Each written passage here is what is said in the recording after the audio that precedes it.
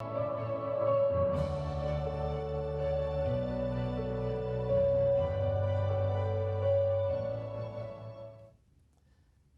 and welcome to Religion and Life.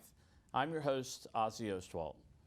Suffering is an inherent and unavoidable part of life, yet our culture often leads us to think we can banish suffering from the human experience. Our religious traditions and philosophies also focus on suffering. My guest today, Dr. Patti, recognizes that suffering is an unavoidable part of living, and through his work with Buddhist and Existentialist philosophies, has searched for ways to deal with suffering honorably. Welcome, Chris. Thank you for having me. I appreciate you joining me today. It's a pleasure. I'll get to suffering, but I want to start with something else, if that's okay. Okay, let's start a little lighter. Yeah, all right. So you're in the Department of Communication. Yes. But I feel like you belong in my Department of Religion and Philosophy. You talk about people like Victor Turner and Robert Pirsig. Right. You write about myth and liminality and Buddhism. That's amazing. But you describe yourself as a compassionate ethnographer. Let's start with the ethnographer part. Tell me what an ethnographer does professionally. Okay, and I do want to jump back to why am I not in a Department of Philosophy or religion too. Communication and communion and compassion, these all have the same sort of root, right? Com meaning with. Right. So I study communication, but that does overlap with philosophies of meaning and philosophies of life and mythologies and religion, which we'll talk a lot about.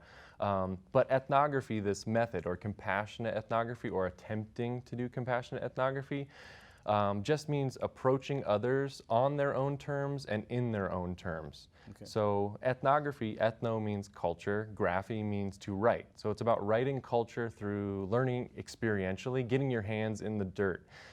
Hanging out with, sometimes it's called deep hanging out with people for years at a time to understand the complexities of lived experience, and then trying to share those in a way that tells a story of what it is to be here. So you don't visit a community once or twice or interview someone once or twice and then write about them. This is a kind of long-term relational way of telling a story, listening to someone's story, and then translating it. You're an interpreter. Yeah, an interpreter, a scribe of sorts, and a listener. And I try to understand these big questions of human meaning, questions that Pirsig asks, that we've been asking since time immemorial. And to answer these big questions, rather than turning to a philosopher, I want to talk to a human being and try to get at the big questions through the lens of the particular, through the lens of the personal, through the lens of the experiential. And that's, I think, what makes a good story resonate, whether it's Harry Potter or a story about a Holocaust survivor named Saul Weinberg. It resonates collectively in its particularity and in its specificity. And in trying to get at the impossibility of one person's experience, you're hinting at the unknowability of all experience, I think. So you're getting that to universal through the particular in a way. Yeah.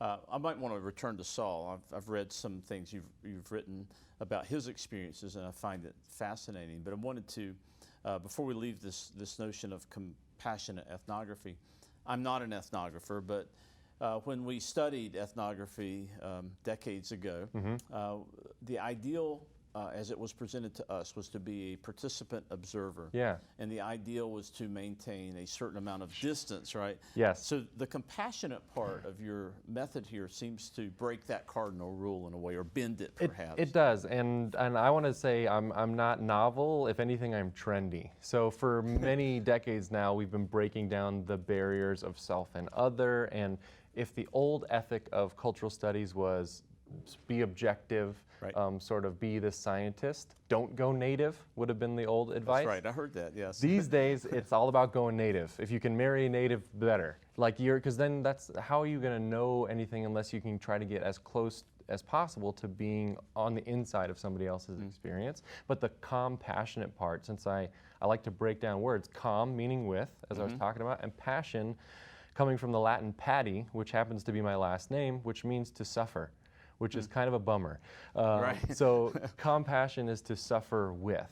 So just to realize that no matter how rich or poor you are, no matter how privileged or disadvantaged you are, all of us deal with difficulties in our lives, and in that sense there's a kind of human solidarity. So a compassionate method is just realizing that we are both human beings with vulnerabilities and flaws and experiences, and no matter how different those experiences are, we can connect on our shared trauma of living, as the Mark Epstein, the Buddhist psychologist, calls it.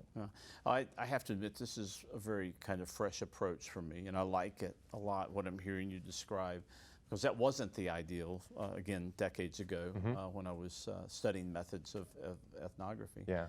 The compassion part of this, as you describe it, I think is well illustrated by your work with the man you mentioned, Saul Weinberg. Weinberg, yes.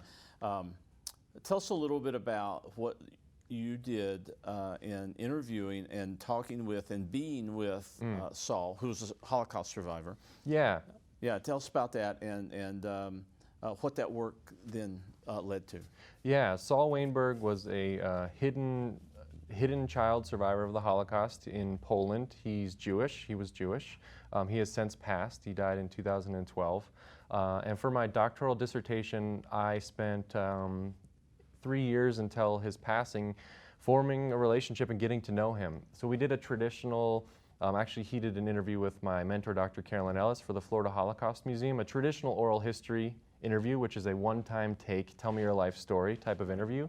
And from that, we realized there's a lot more to this story than anything that you can tell in a one-time thing. So Saul and I just immediately, kind of like you were talking about, we're kindred spirits with this book. Saul and I, it's something, we just saw something in each other, and it just seemed like it would be interesting to continue the conversation. So I did about 11 formal interviews for the Florida Holocaust Museum, but then using my background in interpersonal communication and ethnography, I knew I could go much further if I formed relationships with people. So I focused on Saul Weinberg, Sonia Wasserberger, and Manuel Goldberg, 3 Holocaust survivors, and my entire doctoral dissertation was conversations over 3 or 4 years with just 3 individuals. And so instead of trying, like, again, it's getting to the universal through the particular. Right.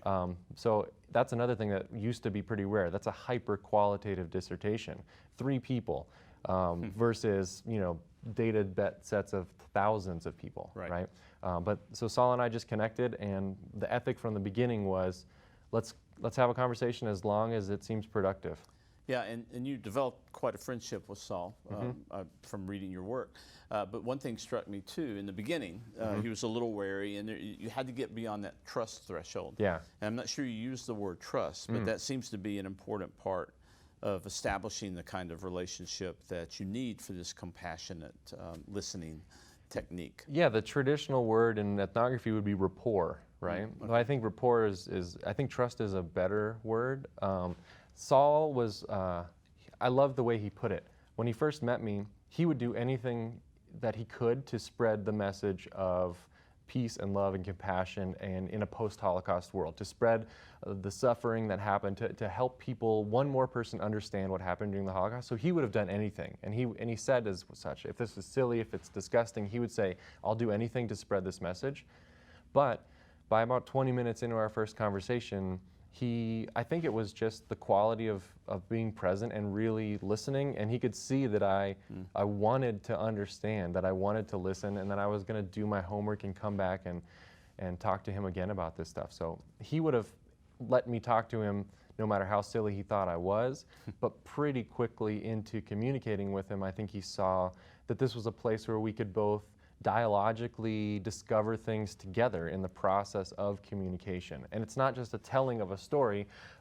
Henry Greenspan, who wrote the book On Listening to Holocaust Survivors, talks about, in working with Holocaust survivors, in life you make a story of what is not a story. What is not a story is experience itself, or a dream. When you narrate that dream, you're almost coming to terms with the experience to a certain extent. And so I think Saul began to see me as somebody where we could hash it out together, and we could collaborate in creating new meaning rather than just sharing some pre-existing thing. Yeah, so you're getting really close to the sort of stuff I think about and do. You're talking about why we tell stories, why we tell myths, what's involved there. Yeah. And I really like the relational aspect here. So what you've reminded me of is that when someone tells a story, someone's also listening. So there's active listening and active telling going on. And in the article I read that you had written, you asked that question, why tell? Yeah. Right? Why is it important to tell the story? And there were several responses, and maybe you can react to some of them. But one of them was, I think Saul said, it's like washing my soul, or telling washes my soul. That strikes me as a kind of confessional project in a sense. Sure. And I think if we're honest with ourselves, we all have, and this goes to some mythological things, right. We all have what Jung called the shadow. The stuff that we find difficult to deal with within ourselves, difficult to understand. It's kind of at that corner of your conscious mind. So I don't think Saul had any more need for soul washing than any of us, but I think he had spent 60 years of his life in that process. And so his line is, if telling these days brings me more than relief, it washes my soul. And I think some of the things that we both think about, narrative theory, or in therapy, a lot of it is this kind of coming to terms with experience. I saw a very profound example of that. A Harvard University professor and medical doctor named Dr. Harry Penn, I believe is his name. He himself is a Holocaust survivor, and at one of the Lessons and Legacies conferences on the Holocaust, I saw him, and it was the first time that he publicly told his story of being a Holocaust survivor. So he's a successful physician at Harvard, about as esteemed as you can possibly get. But he illustrated the same thing that you're talking about, the same thing that Saul's talking about, and the same thing that I think any of us intuitively know when we start to come to terms with our experience, that it is a way to make sense of the senseless to a certain extent. And one of the things that Harry Penn said is, even as he got to what he called new levels of ascent in his life, as surviving the Holocaust and going through school and getting a job and getting married and having a family and retiring, so he found more and more peace, but he said this trauma still to this day cut to the core of him. So by coming to terms, I don't think we're romanticizing it as if it gets rid of these traumatic experiences. But I think about it in Thich Nhat Hanh, the Buddhist monk's term, no mud, no lotus. So the stuff of life happens, and then whether you throw that on somebody else or use it as rich soil in which to cultivate and grow your own consciousness, I think that can be an agentic, intentional choice. So storytelling in and of itself is meaning making. Right. It comes in the relational part. Right? Yeah, so, and just to jump off of meaning making, I was mentioning Clifford Geertz, who's the biggest symbolic anthropologist of the 20th century. He said humans spin webs of significance the way other spiders might spin webs. We spin webs of meaning. And none of that is in isolation. I'm a pretty, you talked about anxiety. I'm a pretty anxious, I'm kind of a hermited guy. I'm a performing hermit. And even the most hermit of us are still interconnected with the environment and people around us. So I think that storytelling thing is inherently relational, interpersonal. Right. Wow. So another reason to tell is to provide a symbolic lineage. Could you comment on that phrase? A symbolic lineage. And Saul Weinberg says, the artifacts will tell you the appropriation. And I think what he meant by that is, these artifacts will tell you, I've appropriated some Buddhist culture here, right? Or Robert Pirsig did, or we both have. So I think that's the sacred side of communication. One of the etymologies of religion is religio, to link back, to connect one generation to the next. And I think that this is one of the things that makes us uniquely human, is how we connect ourselves not only to our parents, but to our grandparents and to our ancestors and to the history of Eastern and Western culture. That's a very uniquely human thing, and that to me is the sacred side of communication, passing things on from one generation to the next, from one parent to one child, from one professor to one student. That just how we connect ourselves. Kenneth Burke, the literary theorist, says we enter stories, we enter this conversations that have been going on long before we ever got here.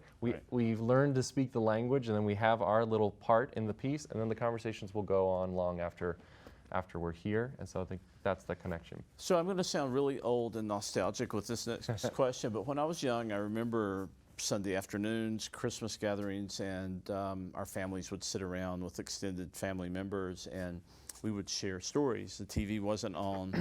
No one had screens. We would tell stories. We would share in that sense. Yeah. Do you fear that we're losing any of that with the kind of disconnectedness that social media brings into our lives, or am I overreacting? No, I'm in some ways deeply terrified by our culture in the world at this moment in time, and I do think a lot of it has to do with social media. Not that these things are all bad, but that just they have consequences. At the same time, I'm incredibly hopeful. It's the best of times, it's the worst of times. I think there's a reason that long-form podcasts are the most popular thing right now. 3-hour conversations like this, but that go on for 3 hours at a time. I think people intuitively, biologically crave this kind of connection, and I think there is less of it. And I think you see a lot of interpersonal consequences. A joke I make in classes all the time is, for my entire lifetime and my students' entire lifetime, zombie pop culture has been very popular. Right.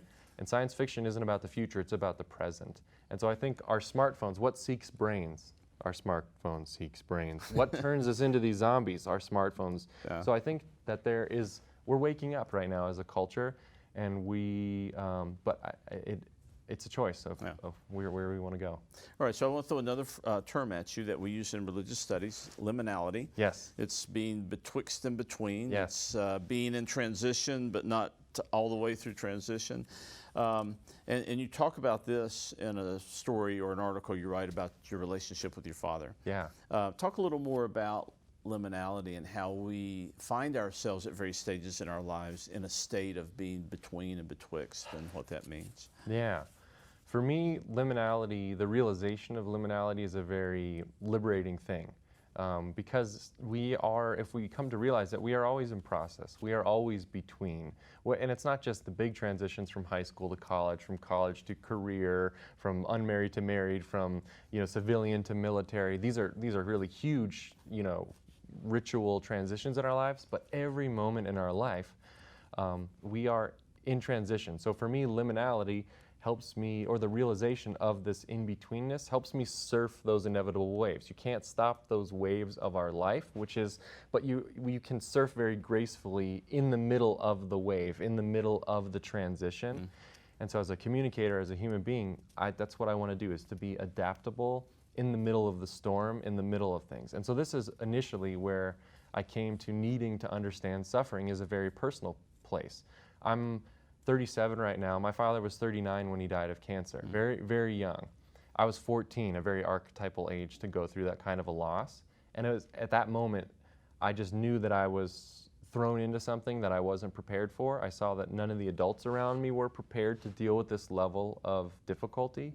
And so at that point, it was kind of my quest to figure out, okay, how do I move forward in the middle of this difficult situation, and how can I, if at all possible, help others who deal with suffering, which is a pretty universal thing. Right. So yeah, that's where it all began. Yeah, so we finally get to suffering, although in some ways we've been talking about it the whole time. Yeah. So that's a concept in Buddhism, is the acknowledgement that that human life, part of being human, is to experience suffering, anxiety, pain. Yeah. And you point out very eloquently, I think, that much of our culture is really designed to have us avoid pain, right? We medicate, we consume. Well, it makes a heck of a lot of money. It does make a lot of money, yes. Yeah, all these things to numb and to take away and to distract ourselves from our experience makes billions of dollars. Yeah. So are we kind of in a constant state of denial if we're trying to avoid pain all the time, or how do we? Of course, that's one of the first things we learn if you're Buddhist, to accept the concept of suffering. I think it's really just to be okay feeling, to make room to feel what you feel regardless of what that is. So sometimes in my classes, students will say, well, I'm stressed out, I'm anxious. And I say, that's normal, you're alive. So suffering or loss is connected to love and joy. They're two sides of the same coin. You can't get rid of one. You can't just have all good stuff. So I think it's just a very realistic way to meet your experience as it is and to develop the skills. Meditation is the skill of being present regardless of what's going on in your life. That's surfing of that wave, no matter what it is. So I just think it's a very honest way of living. And there's no, spoiler alert, none of us makes it out alive. So what do we do with that knowledge while we're here? And to me, the only answer is to open our eyes while we have the chance. All right. So I think it's a very important point to make that if you avoid the unpleasant aspects of life, then you're also numbing yourself against the joy you feel. Yep, and that's neuroscience these days. And Brene Brown in The Power of Vulnerability talks a lot about that. She calls it wholeheartedness. The people who are the happiest live wholeheartedly. They feel the whole range of human emotions, and that we can't selectively numb. And I'm just directly ripping off her TED Talk right now. But you can't selectively numb, and we try to do that. But when we do that, you compress the whole range of human emotions. So I think the trick is to make room, so people studying loss, when somebody has a loss, sometimes they'll turn to me and say, well, what do I do with this loss? Right. My advice is almost always the same. Be patient and make room for whatever is there. And just to know whatever you feel is okay. And any canonical narrative that tells you it's about getting over it doesn't know what it's trying to tell you something. I don't think we get over these things, but I think, like that metaphor, we can use it as the soil to transform ourselves. All right. So this seems like a much more honest way of dealing with pain, and your words, I think, a more honorable way to deal with pain. But some people are more across the spectrum between joy, or at least outwardly, between the highs and the lows, seem to affect some people more than others. Yeah. But is that just part of our individual uniqueness? I think so, and to me, and I think you and I both can admit to this, that we've dealt with some anxiety in our day. And what I've come to realize through studying this stuff and through practicing meditation, it didn't get rid of my anxiety, but I've learned that, it's the flip side of being awake, of being a sensitive human being, of being good at what I do. So I'm a hermit, but I get into these really in-depth interviews with people. It's because I'm sensitive to what's around me. So that means I might be a little bit of an anxious person, but it's connected to enthusiasm and to passion. Like that word passion means to suffer. So I think all of us are different. Each human being is different, and each one of us just has to kind of befriend who we are to the best of our ability. Yeah. So you practice meditation. Is there a difference between meditation as a practice and the kind of popular concept now of being mindful? Sure, and I think because that word mindful is just a normal English word that there's all sorts of misinterpretations, and meditation too. Sometimes people think meditation is about feeling all chill or feeling relaxed, and that's not really what the practice is about. In Sanskrit, where the word originated, there's no difference between the word for mind and the word for heart. So mindfulness can equally be translated as heartfulness, which sounds very different to an American and to an English speaker. So I think there are misnomers, but Zen, mindfulness meditation, and all the meditation that has had the neuroscience and psychology studies over the last 30 years are all the same thing. And what they're doing is, step one, anchoring your awareness to something happening, coming to your senses in the present moment. Step two, when you inevitably get distracted, it doesn't mean you're a bad meditator. You think to yourself in a friendly voice, thinking, back to step one. That's all that it is. Very simple, but very difficult. So to meditate, I wouldn't necessarily have to sit in my room in semi-darkness in lotus position for 30 minutes. I can.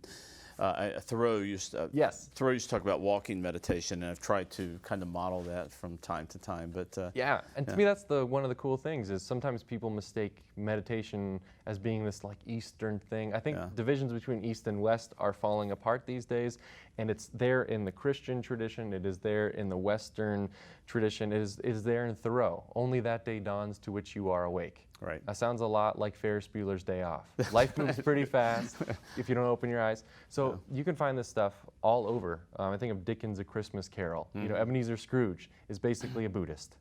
He's haunted by the future, he's haunted by the past, and then what happens at the end? He wakes up and realizes it's today. Right. So you can find these across all cultural traditions, and I like the Buddhist tradition just because it's such an old one and such a rich one. Right. And it can jive with science, and it can be completely agnostic. Most of my students are Christian here at App State. I teach them about meditation. I've never had a student say this is in some way against what I believe. Well, you should point out that Jesus is said to have meditated in the Gospels, so that should bring them back to awareness. Yeah. This has been fascinating, and I've never thought of Scrooge as a Buddhist before, but now I know I've learned something by our talk. I appreciate you coming today. My pleasure. I can tell I'm going to have you as a repeat guest. Anytime. We've got a lot to talk about. I would love to. Thank you. Well, that's it for Religion and Life for this week. Join us again next week when our guest will be Gus Glover, a student, a musician, and a podcaster on topics relevant to understanding religion in today's world. Until then, this is Ozzie Ostwald.